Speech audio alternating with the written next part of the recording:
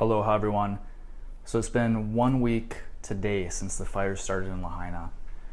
For those of you that don't know, I live right in the center of Lahaina town, and I was there at ground zero when the fire started and was incredibly fortunate to make it out in time.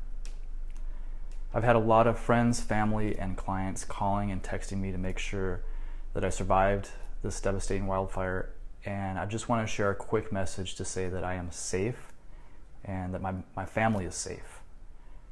Right now we're getting settled into temporary housing on another part of the island, and we're doing okay. Honestly, we're more concerned with taking care of others that are in greater need than us.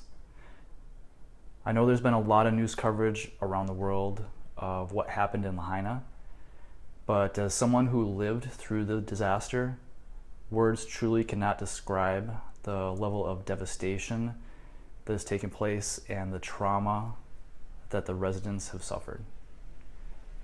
The beautiful historic town that so many loved so much currently looks like a total war zone. I've lived in Lahaina for most of my 15 years on Maui, and I grieve for all those that lost their lives, their loved ones, pets, property, and businesses. In difficult times like this, I think it's incredibly important to maintain hope. Lahaina, as we knew it, was truly a special town, and anyone who was lucky enough to walk down Front Street felt that magic. But one of the things that still makes Lahaina so special, even now, is the people that live here. Even in a time like this, the community is coming together to help and support each other, and it's my hope and prayer that our community can remain intact as we rebuild.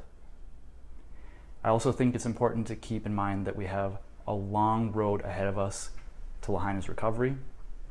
This will be a marathon. It's not going to be a sprint. But we will rebuild, and our community will return. I truly appreciate all the outpouring of thoughts and prayers and concern for my family's safety. We are okay. I plan to share more information on how people around the world can help with the recovery in the coming days and months. This recovery will take time, and our community will need support, not just now while the news cameras are on us, but far into the future. I'm going to be here every step of the way doing everything in my power to make sure our community remains intact. That's all for now. Thank you.